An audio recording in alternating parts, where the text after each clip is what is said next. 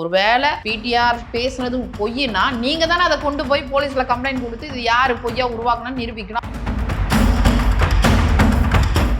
அப்படி இவங்களுக்குள்ள கோல்டு வார் இருக்கிற ஆராசாவுக்கும் கோல்டு வார் இருக்க ஸ்டாலினுக்கும் கனிமொழிக்கும் இருக்கிற பிரச்சனை உலக அறிஞ்ச விஷயம். அப்ப அது எப்படி நீங்க பொய்ன்னு சொல்லுவீங்க? சொல்ல முடியாது. அதுல அவர் இன்னொரு விஷயத்தையும் சொல்றாரு, நான் பட்டியல் இனம்ன்றதுனால என்ன அவங்க எதுவும் பண்ண முடியல, எனக்கே மரியாதை இல்லை.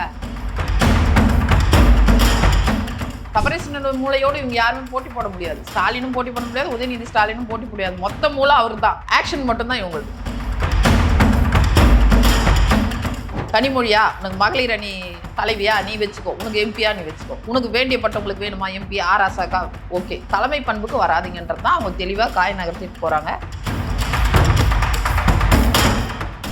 சொல்லிக்கிற மாதிரி ஒன்றும் கிடையாது. உயர்கல்வியை நாங்கள் உருவாக்கிட்டு போனது, தொழில் வளர்ச்சி நாங்கள் அந்த குறியீடு நாங்கள் உருவாக்கிட்டு போனது, உள்கட்டமைப்பு நாங்கள் உருவாக்குனது, கூட்டு குடிநீர் திட்டங்கள்ல இருந்து நீர் மேலாண்மையில இருந்து நாங்கள் உருவாக்குனது. நீங்கள் புதுசாக என்ன செஞ்சீங்க? ஒன்றுமே செய்யலை. நீங்கள் கொள்ளையடிக்கணும், கலெக்ஷன், கமிஷன், கரப்ஷன். ஸோ நிறைய வேதனைகளின் உச்சத்தில் இந்த ஆட்சி. ஒரு வெறுப்பில் மக்கள் இருக்கிறாங்க. சரியான சாப்பாடு வசதி இல்லை, கழிவறை வசதி இல்லை, அந்த கட்டிடங்கள் பாழடைஞ்சு போயிருக்கு, அந்த ஆணையத்துல வேலை செய்யறவங்களுக்கு ஊதியம் கொடுக்க முடியல, அந்த பெண்களுக்கான முன்னேற்ற பட்டியலின மக்களுக்கான முன்னேற்றத்துக்கான விஷயங்கள் எதையுமே செய்யாம சும்மா சமூக நீதி பேசுற கூச்சம் வேணாம். உண்மையா மனசுல இருந்து சொல்ற கூச்சம் வேணாம் உங்களுக்கு. சென்ட்ரல் கவர்மெண்ட்ன்றீங்களே, அது கொடுத்த நிதி என்ன லட்சணத்துல வச்சிருக்கீங்க? நான் ஒரு பெண், நானும் ஒரு கட்சியின் நிர்வாகியா இருக்கிறேன். அந்த பெண் தொடர்ந்து பல வருடங்களா அவருக்காக வேலை செஞ்சவங்க. ஒரு காருக்கு முன்னாடி போய் விழுறாங்க, அதுக்கப்புறம் விஷம் குடிக்கிறாங்க. அட்லீஸ்ட் உங்க இதுக்காக வரவழைச்சு பேச வைக்கணும்ல. அதை கூட செய்யலைன்னா அதை பார்க்குறவங்களோட மனநிலை என்னமா இருக்கும்? ஆசிரியரை குத்தி கொள்றாங்க, அதற்கெல்லாம் அடிப்படை கஞ்சா போதை தான். அதை தலை விரிச்சு ஆடுது. அதை கண்ட்ரோல் பண்றதுக்காக இவங்க எதுவுமே கொண்டு வரல. பேரை மட்டும் வச்சிருக்காங்க 2.0 3. மற்றபடி அதை விற்கிறதே இவங்களுடைய ஆட்கள் தான்.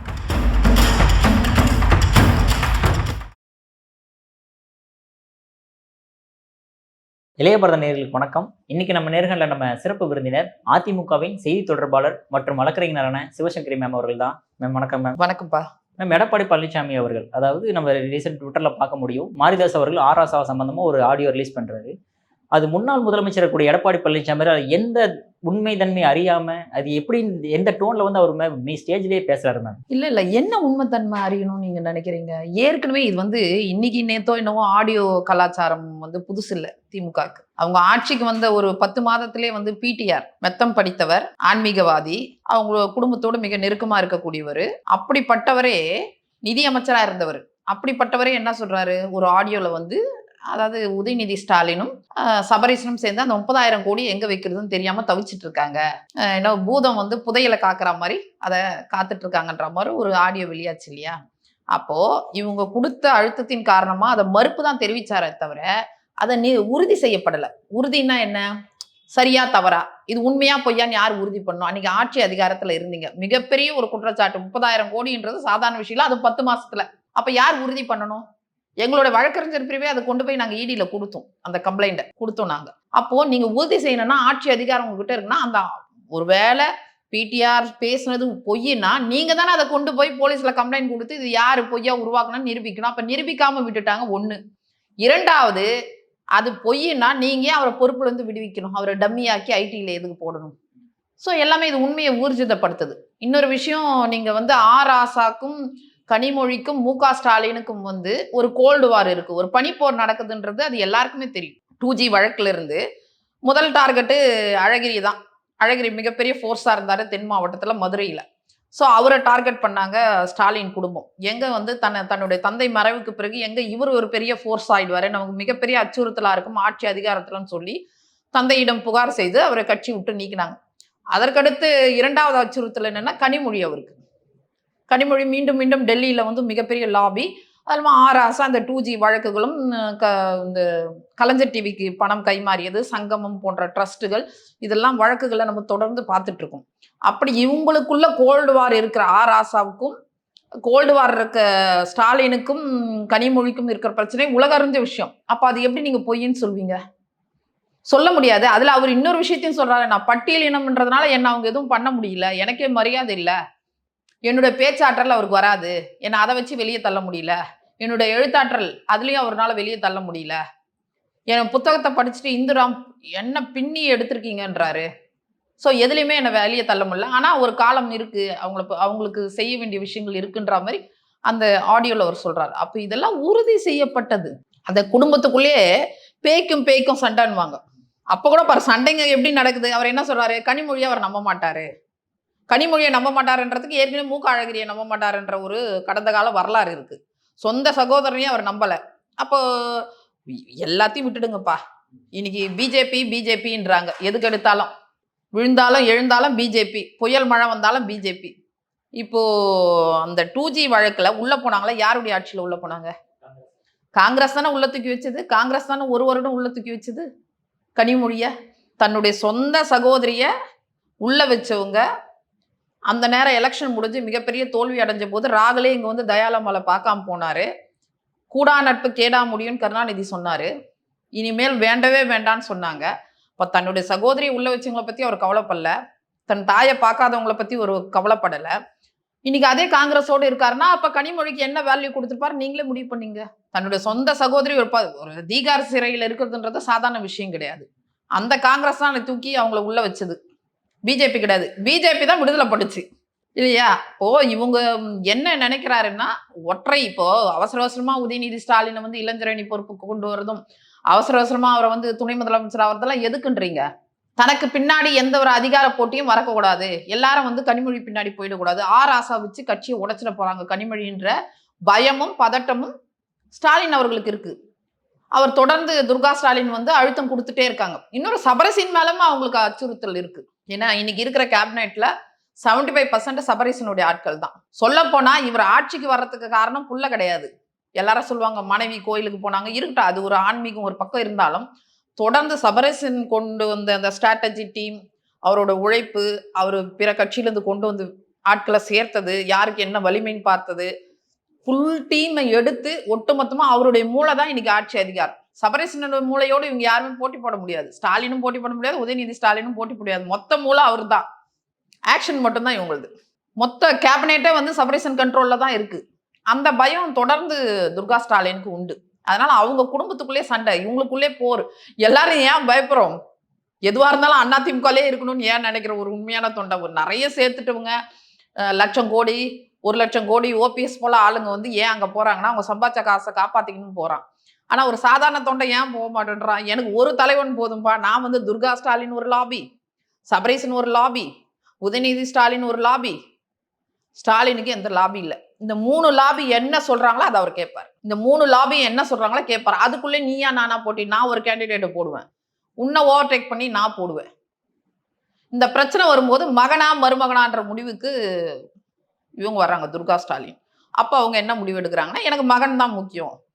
அதனால கடுமையான அழுத்தம் கொடுத்து சபரீசனை கொஞ்சம் ஓரம் கட்டி, மகனுக்கு நீ முக்கியத்துவம் கொடுக்கணும்னா நீ உடனடியாக துணை முதலமைச்சர் ஆக்கணும்ன்றதை செஞ்சு, அது எந்த தாயுமே நினைக்கிறதா. ஒரு தாயா வந்து தன் மகனுக்கு ஒரு சிறப்பு செய்யணும். இது ஒரு மிகப்பெரிய, நாளைக்கு ஒன்னில சந்திரபாபு நாயுடு மாதிரி சபரீசன் வந்துட்டா என்ன பண்ணுவாங்க? மிகப்பெரிய ஃபோர்ஸா வந்துட்டாரு சந்திரபாபு நாயுடு.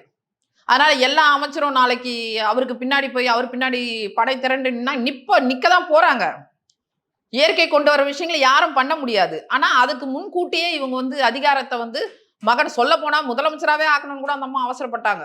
துணை முதலமைச்சராக மட்டும் இல்ல, இந்த முறையே முதலமைச்சர் வேட்பாளராகவே அவர் அறிவிக்கணுன்ற அளவுக்குலாம் நினைச்சாங்க. அது கொஞ்சம் சீனியர்ஸ் வந்து பிரேக் போட்டு நிறுத்தியிருக்காங்க. ஏன்னா அவருடைய முகத்தை வச்சு போய் மக்கள் கிட்ட ஓட்டு கேட்க முடியாது. முதலமைச்சர் வேட்பாளரை வச்சு என்ன கேட்க முடியும்? தெரிஞ்சோ தெரியாமலோ 1000 விமர்சனங்கள் இருந்தாலுமே ஸ்டாலினுடைய பயணம் வேறு, உதயநிதி ஸ்டாலினுடைய பயணம் வேறு. தந்தையோடு தொடர்ந்து பயணிச்சவர் 50 வருடம் நீண்ட காத்திருப்புக்கு பிறகுதான், தன் தந்தையின் மறைவுக்கு பிறகுதான் அவருக்கு அந்த பதவி கிடைக்குது. அதுல ஒரு 10% கூட இவரை கம்பேர் பண்ண முடியாது. அவருடைய உழைப்பு, அவருடைய தந்தையுடைய பயணத்துல வந்து இவரை வந்து நம்ம கம்பேர் பண்ண முடியாது. அவருடைய மகன் என்ற விமர்சனங்கள் இருக்கட்டும், அவருடைய செயல்பாடுகள்ல விமர்சனங்கள் இருக்கட்டும், அதெல்லாம் விட்டுடுங்க.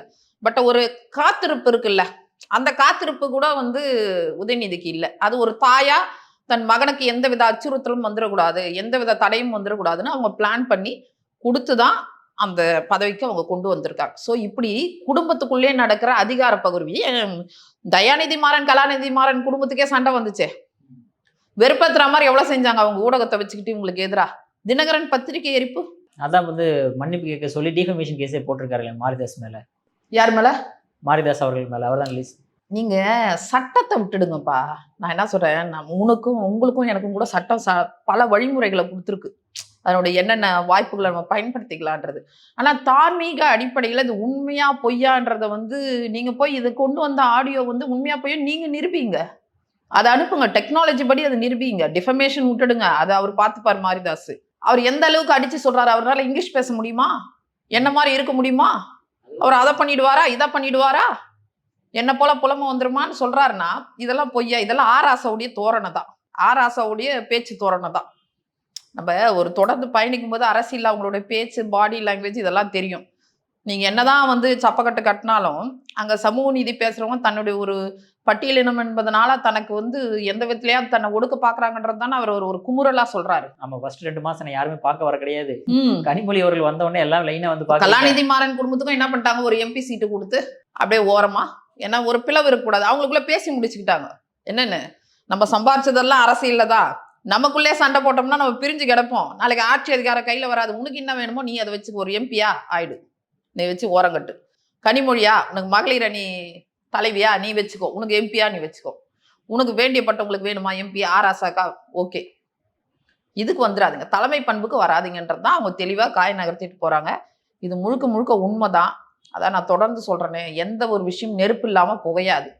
அவங்க வந்து நாட்டு மக்களை பத்திலாம் கவலைப்படலை. வீட்டு மக்கள், அவங்க உறவினர்கள், அவங்க சம்பாதித்த சொத்துக்கான பினாமிகள் இப்படிதான் போயிட்டு இருக்கிறதுனால எங்களுக்கு தேர்தல் பரப்புரை ரொம்ப ஈஸி ஆயிடுச்சு. ஏன் சொல்லுங்க, ஆராசாவே எல்லாத்தையும் சொல்லிட்டாரு, அவங்களை சார்ந்தவங்களே அதை சொல்லிட்டு இருக்காங்க. அப்போ ஸ்டாலினுடைய தலைமை பண்பை பத்தி என்ன சொல்றாரு, கடந்த காலங்களில் அந்த கலைஞர் டிவிக்கு பணம் கொடுத்து யார்கிட்ட கொடுத்தோன்ற வரைக்கும் அதுல பேசப்பட்டுள்ளது. அப்ப நாட்டு மக்களே தெரிஞ்சிருப்பாங்க. அது மட்டும் இல்ல, கடந்த காலம் 5 வருஷத்துலயே அது தானப்பா நடக்குது. எல்லா திட்டங்கள்லையும் ஒண்ணு கூட மக்கள் கிட்ட போய் சேரல. எல்லாமே அவங்க தான் எடுத்துட்டு இருக்காங்க. அதுவும் ஒரு குறிப்பிட்ட லாபி. இவங்களை நம்பி எம்எல்ஏ ஆனவங்களோ, இவங்களை நம்பி வந்த கவுன்சிலர்களுக்கு கூட அவங்க பங்கு போட்டு கொடுக்கறது கிடையாது. கழிப்பறை கான்ட்ராக்ட் கூட பிரிச்சு தரமாட்டேன்றாங்க. திருச்சியா அன்பில் பொய்யாமொழிக்கும் நேருக்கும் பிரச்சனை வரும்.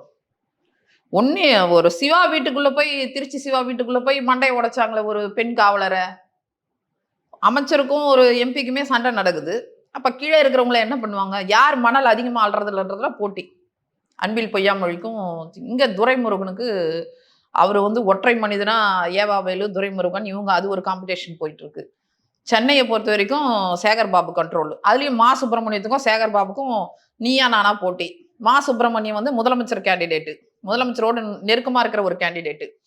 சேகர் பாபு வந்து யாருமே டச் பண்ண முடியாது, அது கிச்சன் கேபினெட். செந்தில் பாலாஜியும் சேகர் பாபும் யாருமே டச் பண்ண முடியாது, டைரக்டா அவங்க கிச்சன் கேபினெட்டுடைய ரெக்கமெண்டேஷன்ல இருக்கிறவங்க.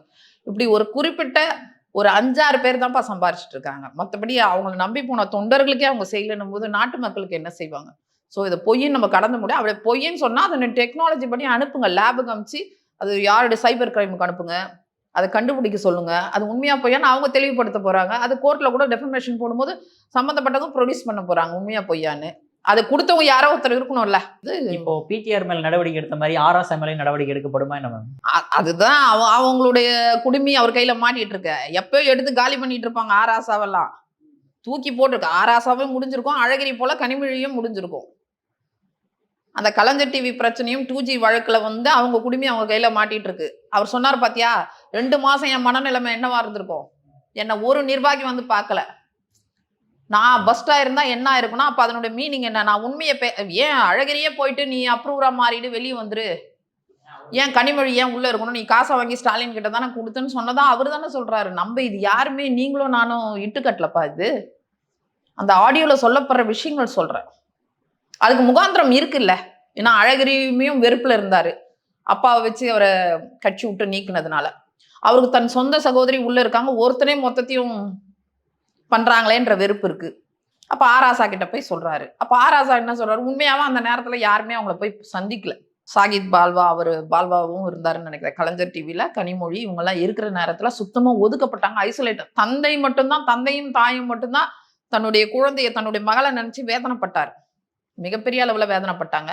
மற்றபடி எல்லாரும் அப்பாடான்னு இருந்தாங்க. ஆனா அவங்களுடைய முக்கியமான ஆதாரங்கள்லாம் அவர்கிட்ட, ராசா கிட்ட இருக்கிறதுனால வாய் திறக்காத வரைக்கும் தான் நம்ம தாக்கு பிடிக்க முடியும்ன்றதுனால நான் சொன்னேன், ஒவ்வொருத்தருக்கும் ஒன்று கொடுத்துட்டு துறை பொதுச் செயலாளர், அதுக்கப்புறம் ஒரு எம்பி, மாறனுக்கு குடும்பத்துக்கு ஒரு எம்பி.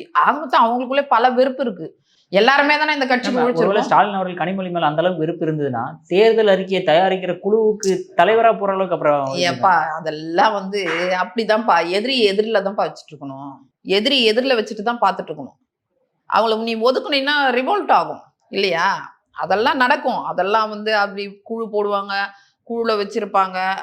இன்னொரு விஷயம் யாருக்கு ரொம்ப முக்கியத்துவம் தராங்களோ அவங்கள தான் சீக்கிரம் காலி பண்ண போறாங்கன்றது தான் அரசியல் வரலாறு. யாரோட ரொம்ப க்ளோஸா இருக்காங்களோ அவங்கள தான் முதல்ல காலி பண்ணுவாங்க. யோசிச்சு பாருங்க. அதே போல வைகோ கிட்ட ரொம்ப க்ளோஸா யார் இருந்தது? நாஞ்சில் சம்பத், மல்லை சத்யா. மல்லை சத்யா நம்பர் 2ன்ற அளவுக்கு பேசணும். ரொம்ப நெருக்கமானவர். ஆனா யார் நெருக்கமானவங்களும் ஒரு நாள் தூக்கி போட்டுறாங்களா இல்லையா? இந்த மாதிரி நிறைய விஷயங்கள் நான் சொல்வேன். வரலாறு அப்படித்தானே இருக்கு. மேம் அதே மாதிரி கனிமொழி அவர்கள் சொல்லும்போது சொல்றாங்க 505 வாக்குறுதியில் 404 நாங்க நிறைவேற்றி விட்டோம் அப்படின்ற மாதிரி சொல்றாங்களே மேம். பட் நீங்க எல்லாம் வந்து எதுவுமே நிறைவேற்றலன்ற மாதிரி குற்றச்சாட்டு வைக்கிறீங்களா? அதாவது அவங்க செய்தி தொடர்பாளர் தான் போற இடங்கள்லாம் சொல்லுவாங்க. சீனி சிக்கிற சித்தப்பா சீட்டில் எழுதி அது மாதிரி சும்மா ஏட்டு சுரக்காய் கறிக்கு உதவுமாப்பா. நீ என்னப்பா நீ திட்டங்கள் வந்து நாங்க எத்தனையோ நல்ல திட்டங்களெல்லாம் நிறுத்திட்டு ஒண்ணே ஒண்ணு கண்ணே கண்ணு பஸ்ஸை கொடுக்குறீங்க. அந்த பஸ்ஸும் நிறைய பெண்கள் இப்போ நீங்க போய் பார்க்கும்போது பேட்டியில என்ன சொல்றாங்க? ஸ்டாப்பிங்ல நிக்காம எங்கேயோ நிக்குது, வெயில்ல ஓடி போயா நாங்க ஏறுவோம்னு. அதையும் மீறி போனா கொச்சைப்படுத்தி பேசுறீங்க ஓசின்னு. அப்படி தாலிக்கு தங்கம்ன்றது ஒரு அற்புதமான திட்டம். மினி கிளினிக்கு, அம்மா ஸ்கூட்டி, விலையில்லா மிக்சி கிரைண்டர், இப்படி எத்தனையோ விஷயங்களை நிறுத்திட்டு ஒண்ணே ஒண்ணு அந்த மகளிர் உரிமை தொகை, அதுவும் நிறைய பட்டியலின மக்களுக்கு கொடுக்கப்பட்ட நிதியிலேருந்து எடுத்து கொடுக்கறதா புகார்களும் தரவுகளும் இருக்கிறதா சொல்றாங்க. அதனால இது வந்து சொல்லிக்கலாம். இந்த மேடையில இப்போ எல்லாத்தையும் விட்டுடுங்க. நீட்டை பத்தி எவ்வளவு பரப்புரை கொண்டு போனாங்க. 50 மாணவ மாணவிகள் இறந்திருக்காங்கன்னா அதுக்கு இந்த திமுக தானே காரணம். அதை பத்தி ஒரு வார்த்தை உதயநிதி ஸ்டாலினும் கனிமொழியும் பேச மாட்டேன்றாங்க. அன்னைக்கு பாஸ் கூட இல்லாம ஓடி போனாரு உதயநிதி. அனிதாவுடைய மரணத்துக்கு பாஸ் கூட இல்லாம ஓடி போனாரு. சாத்தான் குளத்துக்கு ஓடி போனாங்க. இன்னைக்கு லாக்அப் டெத்துடைய நிலைமை என்ன?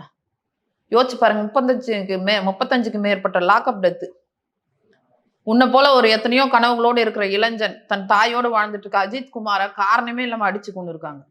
இங்க எவனாவது ரவுடிசம் பண்றான், வெட்டுறான், குத்துறான், பாலியல் வன்கொடுமை நடக்குது, கஞ்சா விற்கிறான், கள்ளச்சாராயம் காசுறான், அவனை பிடிக்க சிறப்பு படை போல ஒன்னும் மரியாதை அப்பாவியை வந்து அடிச்சு கொண்டு இருக்காங்க. அதுக்கு சிறப்பு படை போயிருக்கு. ஸோ நிறைய வேதனைகளின் உச்சத்துல இந்த ஆட்சி ஒரு வெறுப்புல மக்கள் இருக்கிறாங்கப்பா. அதனால வாய் புளிச்சதோ மாங்காய் புளிச்சதோ நாங்க பேச மாட்டோம். நீங்க சொல்லிக்கிற மாதிரி ஒன்றும் கிடையாது. ஏற்கனவே நாங்க விதை போட்டு நல்லா வளர்ந்த மரத்துல இருந்து கனியை பறிக்கிற மாதிரி உயர்கல்வியை நாங்க உருவாக்கிட்டு போனது. தொழில் வளர்ச்சி நாங்க அந்த குறியீடு நாங்க உருவாக்கிட்டு போனது. உள்கட்டமைப்பு நாங்க உருவாக்குனது. கூட்டு குடிநீர் திட்டங்கள்ல இருந்து நீர் மேலாண்மையில இருந்து நாங்க உருவாக்குனது. நீங்க புதுசா என்ன செஞ்சீங்க? ஒண்ணுமே செய்யல நீங்க. அப்போ இது மாதிரிதான் அவங்க கொள்ளையடிக்கணும். Collection, commission, corruption. அதுக்காக யாரை வேணாலும் பலி கொடுப்பாங்க. அதை பத்தி அவங்களுக்கு கவலையே கிடையாது. அதாவது பிரிட்டிஷ் காலத்துல கூட அப்படி ஒரு அடக்குமுறை இருந்திருக்காது. அந்த அடக்குமுறையை இன்னைக்கு நம்ம பாக்குறோம். ஒரு புகார் கொடுக்க போக முடியப்பா, பாதிக்கப்பட்டவங்களே குற்றவாளியா மாத்துறது. மணல் கடத்தல தடுக்க போற அதிகாரிகளை வெட்டி கொள்றது. உயிருக்கு பாதிப்பு, தீண்டாமை சொல்ல முடியாத அளவுக்கு இருக்குது. ஜாதிய வன்கொடுமைகள் இருக்கு. பவாரியா கும்பலின் பேட்டர்ன் படி கொலைகள் நடக்குது. எங்கெல்லாம் பண்ணை வீடுகள் இருக்கோ அங்கெல்லாம் நடக்குது. போக்சோ வழக்குகள் 18,000. அதுல 7,000 வழக்குகள் முடிக்கப்பட்டு நிதி கொடுத்தோன்னு கீதா ஜீவனே சொல்றாங்க. 104 கோடி நாங்க கொடுத்தோன்னு அவங்க சொல்றாங்க. சட்டசபையில பதிவு செய்யப்பட்ட அப்போ ரிப்போர்ட் ஆகாத விஷயம் எவ்வளவு இருக்கும்? வெளியே சொன்னா பெண்ணுடைய வாழ்க்கை கெட்டு போயிடும், எதிர்காலம் கேள்விக்குறியாயிடும், போலீஸ்க்கு பயந்துட்டு பதுங்கி இருக்கிறவங்க எத்தனை பேர் இருப்பாங்க? குழந்தை திருமணங்கள் அதிகமா இருக்கு. அது எதனுடைய வெளிப்பாடு? சமூகத்தின் மீது நம்பிக்கை இல்லாத வெளிப்பாடு, போலீஸ் மீது நம்பிக்கை இல்லாத வெளிப்பாடு, அரசின் மீது நம்பிக்கை இல்லாத வெளிப்பாடு. அதை யார் கொண்டு வரா? அந்த அரசு கொண்டு வருது, அவர் கீழே இருக்க போலீஸ் கொண்டு வருது. ஸோ கேவலத்தின் உச்சம் அல்லவா? ஸோ அதனால வாக்குறுதி எல்லாம் அவங்க என்னைக்குமே வாக்கு உறுதி எதையுமே அவங்க செய்ய மாட்டாங்க, உறுதியாகவும் இருக்க மாட்டாங்க. இன்னைக்கு என்னவோ அவ்வளவுதான். இன்றைய அரசியல் இன்னைக்கு, நாளைக்கு அரசியல் எதை வச்சு ஓட்டிட்டு இருப்பாங்கன்னா இந்த மாதிரி திரை போட்டு மக்களோட உணர்ச்சிகளை எடுக்கிறதுக்கு 300 கோடி செலவு பண்ண. அந்த 300 கோடியை எடுத்து பாதிக்கப்பட்ட மக்களுக்கு கொடுத்தா கூட போதும். இன்னைக்கு பட்டியலின மக்களுக்கு 14,000 கோடி ஒதுக்கிருக்கு சென்ட்ரல் கவர்மெண்ட். 23ல 2,400 கோடி இன்னும் ஒதுக்குனாங்க. மொத்தத்துல இந்த 2023-24 14,600 கோடி ஒதுக்கியிருக்காங்க. அதுல எவ்வளவு செலவு பண்ணியிருக்காங்கன்னு பார்த்தா நில்லுன்னு காட்டுது, பூஜ்ஜியம் காட்டுது. ஆனா பட்டியலின மக்களுக்கான விடுதிகள்ல பாத்தீங்கன்னா புழு புழு சாப்பிட்ற சாப்பாட்டுல புழு. சரியான சாப்பாடு வசதி இல்ல, கழிவறை வசதி இல்ல, அந்த கட்டிடங்கள் பாழடைஞ்சு போயிருக்கு, அந்த ஆணையத்துல வேலை செய்யறவங்களுக்கு ஊதியம் கொடுக்க முடியல, அந்த பெண்களுக்கான முன்னேற்ற பட்டியலின மக்களுக்கான முன்னேற்றத்துக்கான விஷயங்கள் எதையுமே செய்யாம சும்மா சமூக நீதி பேசுற கூச்சம் வேணாம். உண்மையா மனசுல இருந்து சொல்ற கூச்சம் வேணாம் உங்களுக்கு. சென்ட்ரல் கவர்மெண்ட்ன்றீங்களே, அது கொடுத்த நிதி என்ன லட்சணத்துல வச்சிருக்கீங்க? அதை கூட பிறத்துக்கு உள்ளாட்சியில கூட கை வைக்க பார்த்தாங்க அவங்க. உள்ளாட்சி நிதியில கூட கை வைக்க பார்த்தாங்க அவங்க. பிற திட்டங்களுக்கு இவங்க பண்ற விஷயங்களுக்கு. அப்போ உங்களுக்கு 1.25 லட்சம் கோடி வருது வருமானம். அதை என்ன பண்றீங்க நீங்க? அது தமிழ்நாட்டு கஜானாக்கு போதா இல்ல உங்க பேக்கெட்டுக்கு போதா? மேம் ஆக்சுவலாக இவ்வளோ குற்றச்சாட்டு வைக்கிறீங்க, ஏன் 10 லட்சம் கோடி கடன் வாங்கிருக்கீங்க, இந்த 5 வருஷம் 5 லட்சம் கோடி கடன், இத்தனை குற்றச்சாட்டு வைக்கிறீங்க. இருந்தாலுமே நடந்த இடைத்தேர்தலாகட்டும், எம்பி தேர்தலாகட்டும், எல்லாத்துலேயுமே அதிமுக படுதோல்வி தான் அடைஞ்சிருக்கு. ஏன் உதயநிதி ஸ்டாலின் அவர்கள் எங்கே போனாலுமே வந்து 10 தோல்வி பழனிசாமி, இந்த அடுத்து பாருங்க இதுலேயும் தோத்து 2020 தோத்துருவாங்க குற்றச்சாட்டு வைக்கிறாரு மேம். இல்ல அது என்ன தெரியுமாப்பா, ஒரு விஷயத்துல நாங்க உண்மையாவே நம்ம உண்மையை ஒத்துக்கணும். என்னன்னா அந்த பர்செப்ஷன் வார் நடக்குது. அது பரிமாண வளர்ச்சின்னுவாங்க. இப்போ என்ன ஆச்சுன்னா நம்மளுடைய அந்த நம்மளை சுற்றி இருக்க சமுதாயம், அந்த டெக்னாலஜி இதெல்லாம் வந்து இன்னைக்கு என்ன ஆயிடுச்சுன்னா வளர்ந்து வளர்ந்து வளர்ந்து இன்னைக்கு எல்லாமே கையளவு ஃபோனில் முடிஞ்சிருச்சு. அன்னைக்கு டிவியை பார்த்துட்டு இருந்தாங்க, 1-2 ஊடகங்கள் தான் இருந்துச்சு. ஜெயா டிவின்னு நம்ம வச்சுருந்தோம், சன் டிவின்னு வச்சுருந்தோம். அவங்களோட அவலத்தை நம்ம போட்டு காமிச்சு இப்படி தான் இருந்துச்சு. இன்னைக்கு கையளவில் உலகத்தில் இருக்கும்போது 300 கோடி செலவு பண்ணுறாங்கப்பா. நீங்கள் அரசியலுக்கு வந்தால் உங்களை திட்டணும், அதுக்கு ஒரு 4 பேரை புடி, பேமெண்ட் கொடு, எங்களோட சாதனைகளை மறக்கிறதுக்கு செலவு பண்ணுறாங்க. அவங்க ஏதோ இந்த உலகத்தையே காப்பாற்ற வந்தா மாதிரியும், பருதுகள்லாம் பருந்து வந்தா மாதிரியும், இவங்க போய் தூக்கின்னு வந்தா மாதிரியும் இப்படி. இன்னொரு விஷயம், தமிழ்நாட்டு மக்கள் வந்து கொஞ்சம் எமோஷனல் பாண்டேஜ் உள்ளவங்க, உணர்ச்சிகளுக்கு உட்பட்டவங்க. அது ஏன்னா அன்பு, வீரம், காதல் எல்லாம் உள்ளடக்கியது தான். நிறைய நம்ம இலக்கியங்கள்ல கூட பார்த்தீங்கன்னா எங்கேயுமே இந்தியாவில் கிடையாது. நம்ம எப்பவுமே அந்த உணர்ச்சிகளுக்கு ஒரு துக்கம்னாலும் தாங்க மாட்டோம், சந்தோஷம்னாலும் அதை கட்டுப்படுத்த முடியாது. அப்படியே வளர்ந்துட்டவங்க. அந்த அவங்களோட ஊடகங்களை வச்சு என்ன பண்றதுன்னா தொடர்ந்து அப்படியே அந்த அதை ஒரு செட் பண்ணி அந்த உணர்ச்சிகளை தூண்டி தூண்டி தூண்டி என்ன ஆயிடுச்சுன்னா அந்த நேரத்துல அந்த மைண்ட்ல வந்து என்னவோ அவங்க தான் பெரிய தேவ தூதர்கள் மாதிரி காட்டுறாங்க. அந்த பர்செப்ஷனை செட் பண்றாங்க, ஊடகங்களை கையில போட்டுட்டு செட் பண்றாங்க. அதுல நாங்க தோல்வி அடைஞ்சிட்டோம். எங்களோட சாதனைகள் என்ன சொல்ல போனா அம்மா காலத்தை தாண்டி எடப்பாடியார் இருந்த 4 வருஷம் 2 மாசம் வந்து எண்ணி பார்க்க முடியாத விஷயங்களை அவர் செஞ்சார். தனக்கு கிடைச்ச அந்த அதிகாரத்தை ஐஏஎஸ் அதிகாரிகளை வச்சு இன்னைக்கு உலகம் வந்து தண்ணி இல்லாம யோசிக்க முடியாது, உணவு இல்லாம யோசிக்க முடியாது. அதற்கு எது? உழவு தொழில். அந்த உழவு தொழிலோட உபத்தொழில் கால்நடை, அதற்கடுத்து நீர். இது 3 ரொம்ப அவசியம் இல்ல? எது இருக்குதோ இல்லையோ ஒருத்தர் சாப்பிடணும். அந்த நீர் மேலாண்மைக்காக என்ன பண்ணாரு? தடுப்பணைகளுக்கு மட்டுமே 1000 கோடி ஒதுக்கினார். பாதுகாக்கப்பட்ட வேளாண் மண்டலம் கொண்டு வந்தார். ஏசியாலே மிகப்பெரிய பூங்கா, கால்நடை பூங்கா கொண்டு வந்தார். அதை கூட ஒழுங்கா பார்ட்டு வந்து இன்னும் திறக்காம வச்சுட்டு இருக்காங்க. எத்தனையோ குடிமராமத்து பணிகள்ல தூர் வாரினாரு, நீர் மேலாண்மையை மேம்படுத்தினாரு, உபரி நீர் வெளியேறதுக்காக 100 ஏரி திறப்பும் திட்டங்களை கொண்டு வந்தார். இத்தனையும் யாருமே கொண்டு போலையே.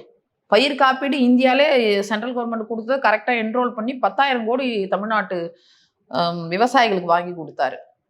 நிவரா புயலா மாநில நிதியிலேருந்து விடுவிப்பார், மத்திய நிதியிலேருந்து மத்திய அரசு கை காட்ட மாட்டார். இது மாதிரி எத்தனையோ கல்விக்கு அது ஒரே நேரத்தில் 11 மருத்துவக் கல்லூரியை கொண்டு வந்தார். எல்லாத்தையும் விட்டுடுப்பா. எதுக்காக நம்ம நன்றியா இருக்கணுமோ இல்லையோ இந்த 7.5% நம்ம நன்றியா இருக்கணும், கல்வி கட்டணம் உட்பட.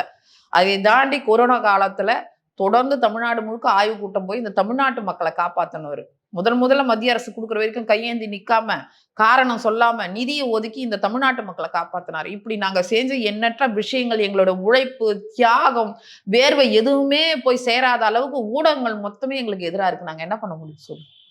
இனிமேல் மக்கள் தான் முடிவு பண்ணணும். இந்த களத்துல தவிக்கிறாங்க பாரு மக்கள், அதை தண்ணி அப்படியே வெயில்ல, கொதிக்கிற வெயில்ல தண்ணி கிடைக்காம எப்படி தவிச்சு போயிருக்காங்க, அந்த மாதிரி தவிச்சு போயிருக்காங்க தமிழ்நாட்டு மக்கள்.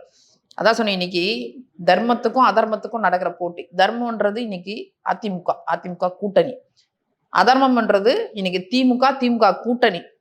எப்பொழுதுமே போராடுற தோழர்களும் கை கட்டி வாய்க்கு பொத்தி மௌனியா இருக்கிறாங்க. இரட்டை இலக்கு கேட்போம்னு சொன்ன சண்முகம் அப்படியே அமைதியாயிட்டார். இன்ன வரைக்கும் வந்து காங்கிரஸ் தலைவர் ராகுல் வரவே இல்லை. இவங்களை அவ்வளோ வெறுத்து ஒதுக்குறாரு. ஆரம்பத்துலேருந்தே அவருக்கு ராகுலுக்கு பிடிக்காது. அந்த மிகப்பெரிய 2G ஸ்பெக்ட்ரம் பிரச்சனையிலிருந்தே அவர் இவங்களோட அவ்வளோவா பழக்கம் கிடையாது. அவங்களுக்கு என்னன்னா இந்திய அளவில் ரொம்ப பலவீனமாக இருக்குதுன்னா அட்லீஸ்ட் இந்த தமிழ்நாட்டிலேயாவது ஒரு கணிசமான ஓட்டு கிடைக்குது. ஆனால் மனசளவில் இவங்களை வந்து அவர் ஏற்றுக்கிறது இல்லை. அவங்க மதர் தான், சோனியா காந்தி தான் எப்பவுமே இவங்களுக்கு ஃபேவராக இருப்பாங்க.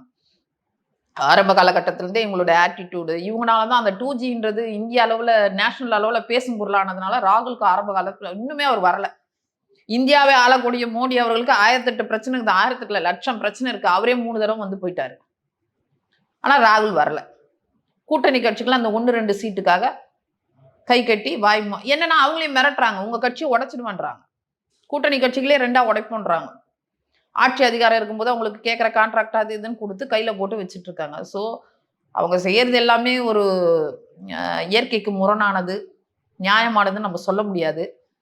தீர்ப்பு எல்லாமே மக்கள் தான் கொடுக்கணும். பட் இருந்தாலுமே 3வது ஃபோர்ஸா இப்போ விஜய் அவர்களுக்கு எல்லாம் இறங்கியிருக்காரு மேம். எங்க போனாலுமே எம்ஜிஆர் தான் நீங்க எப்பவுமே முன்னிறுத்துவீங்க. அவருமே இப்போ எம்ஜிஆர் முன்னிறுத்தினால உங்களோட ஓட்டு தான் அதிகமா விஜய் அவர்களுக்கு போகுன்ற மாதிரி ஒரு பின்பம் இருக்கே. இல்ல அப்படிலாம் போறதுக்கு வாய்ப்பு இல்ல. இன்னைக்கு ஃபோர்ஸ் பாத்தீங்களா மேம்? எங்க போனாலுமே கூட்டம் கூடுறதாகட்டும், அவர் மேல கூட்டம் கிரேஸ் ஆகட்டும். அப்படிதான் நான் சொன்னேன். நடிகர் திலகம் இருந்தாருப்பா, 87ன்னு நினைக்கிறேன். 87ல ஒரு கட்சி தொடங்கினாரு. அவரை போன்ற மிக சிறந்த நடிகர், இந்தியா முழுக்க பிரபலமான நடிகர் யாரும் கிடையாது. அவர் போனா கூட்டங்கள் வரும்.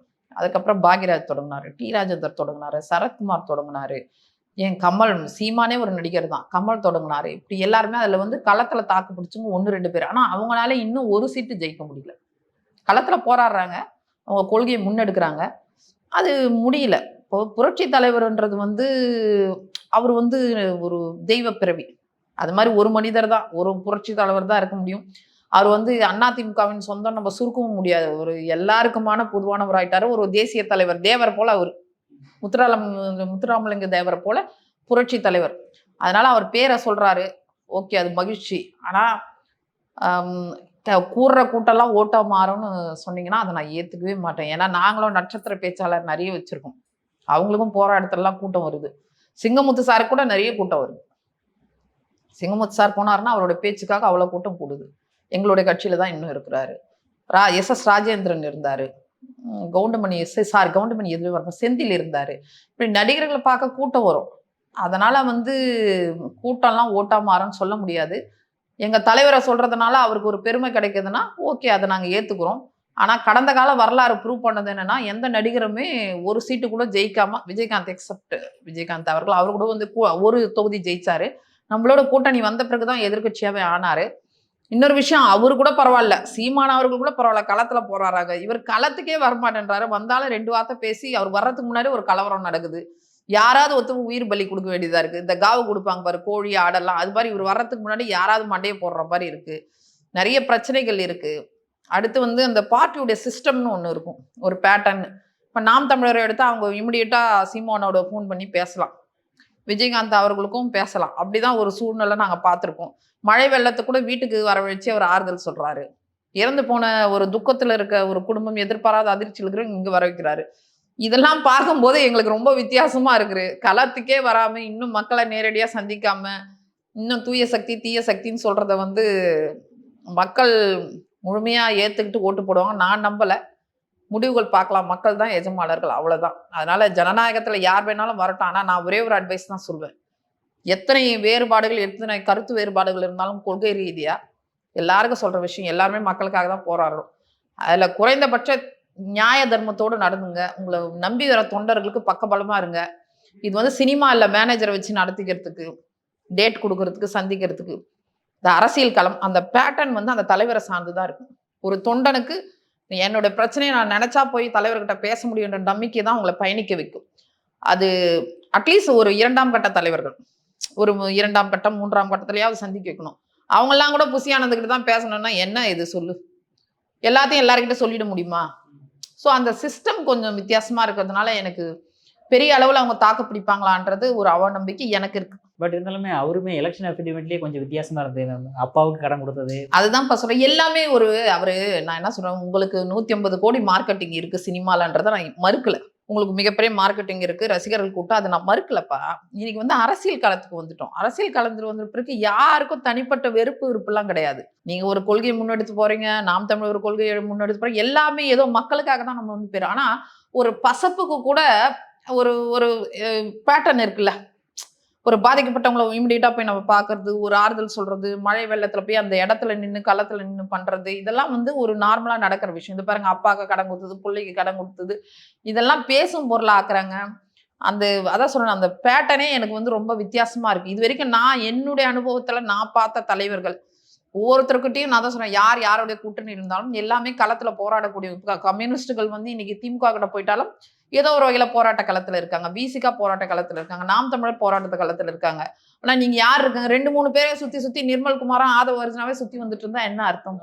அவங்கவுங்க சுயநலத்துக்காக அதை விஜய் புரிஞ்சுக்கணும். அவங்கவுங்க லைம் லைட்ல இருக்கணும்னு வேலை செய்யறாங்கன்றத அவர் புரிஞ்சுக்கிட்டு முடிஞ்ச அளவுக்கு 2ஆம் கட்ட 3ஆம் கட்ட தலைவர்களா அவர் சந்திக்கணுமே தவிர அப்பதான் தாக்கு பிடிக்க முடியும்ப்பா. இல்லைன்னா மிகப்பெரிய சாம்ராஜ்யங்களே ஒண்ணும் இல்லாம போயிட்டு இருக்கு அரசியல். அரசியல் வந்து அது வேற. அது பரமபதம் மாதிரி யாரை எங்க கொண்டு போய் மேல நிறுத்தணும் சொல்ல முடியாது. யாரை கீழே கொண்டு வந்து நிறுத்தணும் சொல்ல முடியாது. ஒரு மகா சமுத்திரம் அதுல குதிச்சிடுறோம். அதுக்கப்புறம் நீந்தி நீந்தி எத்தனை பேர் கரை சேர்ந்தாங்கன்றது நீங்க திரும்பி பாத்தீங்கன்னா 10% கூட இருக்காது 100%ல. ஸோ அப்ப நீங்க தலைவரா வரும்போது ஒரு சிஎம் கேண்டிடேட்னு சொல்லும் போது அதற்கான செயல்பாடுகளை வந்து நீங்க விரிவுபடுத்தணும். வேற மாதிரி கொண்டு போகணும். இப்ப நீங்க இருக்கிறவங்களை விட வித்தியாசமா இருக்கணும்னு நினைக்கிறேன்னா அப்ப நீங்க எப்படி இருக்கணும்? இன்னும் ஃபாஸ்டா இருக்கணும்ல மக்களை சந்திக்கிறதுல. நம்ம ஒரு பாயிண்ட்டுக்கு வந்துட்டு சும்மா 2 வார்த்தை பேசிட்டு தீய சக்தி தூய சக்தின்னு போயிட முடியுமா? அந்த அணுகுமுறையே வித்தியாசமா இருக்கு. அணுகுமுறையை மாத்திக்கணும். குறைந்தபட்சம் உங்களை நம்பி வர்ற தொண்டர்களுக்காவது நீங்க உண்மையா இருக்கணும். மக்களுக்காக எதிர்த்து உங்களை நம்பி வர்ற குடும்பத்தை விட்டுட்டு, அம்மா அப்பா விட்டுட்டு யோசிச்சு பாருங்க. 41 பேர் இறந்து போனது எவ்வளவு துயரம். நம்ம அதை ஒரு செய்தியா கடந்து போலாம், வருத்தப்படலாம், வேதனைப்படலாம். அந்த குடும்பத்துக்கு ஒட்டுமொத்த வாழ்க்கை க்ளோஸ்.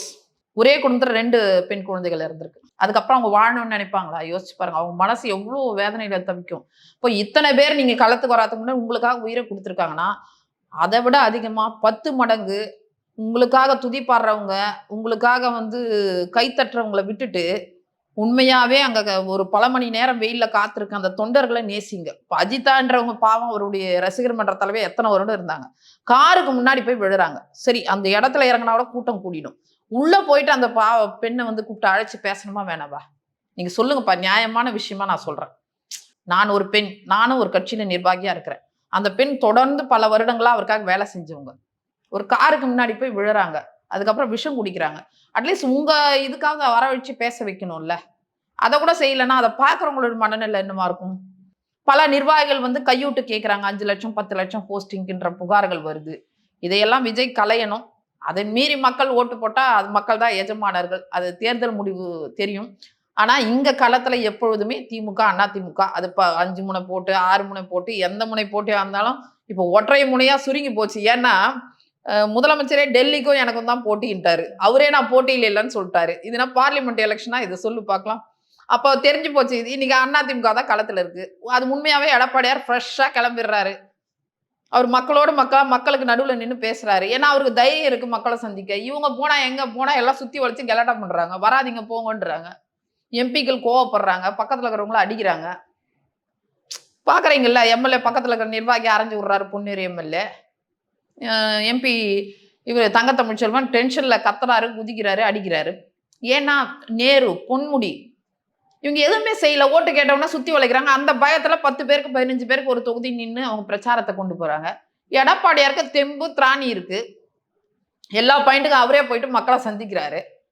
அந்த தைரியம் இல்லை. எங்க அதிருப்தியை படம் பிடிச்சி போட்டுருவாங்க. அது மிகப்பெரிய அதிருப்தியை உண்டாக்குன்றதுனால அவாய்ட் பண்றாங்க. அவாய்ட் பண்ணிட்டாங்க. சுடுகாடு ஆக்கிட்டாங்க. நான் இன்னைக்குமே என்னதான் அவங்க திராவிட கட்சியா இருந்தாலும் எனக்கு ஒரே ஒரு வருத்தம் தான். இயற்கை வளங்களை வந்து சுரண்டனா அது வந்து ஒரு தெய்வம் போல. இதே அழகிரி மலைகளை வந்து அப்படியே வெட்டினாரு கிரானைட்டுக்காக. உங்களுக்கு தெரியும் 2006 2011 காலகட்டங்கள்ல கிரானைட் கொள்ளை அவ்வளவு நடந்துச்சு. அதுக்கு மூக்க அழகிரி தான் காரணம். எவ்வளவு கிரானைட்டுகள் தெரியுமா? பெரிய பெரிய மலையை பாலபாலமா பொழந்துட்டாங்க. அம்மா அதுக்கு வந்து தனியா ஒரு கமிஷனே போட்டாங்க. ஆனா நிலைமை என்னாச்சு பாத்தீங்களா? இயற்கை மேல கை வச்சோம்னு வச்சுங்க, அதற்கான பதிலடி கிடைக்கும். இன்னைக்கு பாலைவனமா போகுது. அதுதான் எனக்கு வருத்தமா இருக்குப்பா. நீர் கிடைக்காம போயிட போகுதுன்னு வருத்தமா இருக்கு. உணவு கிடைக்காம போயிடும்னு வருத்தமா இருக்கு.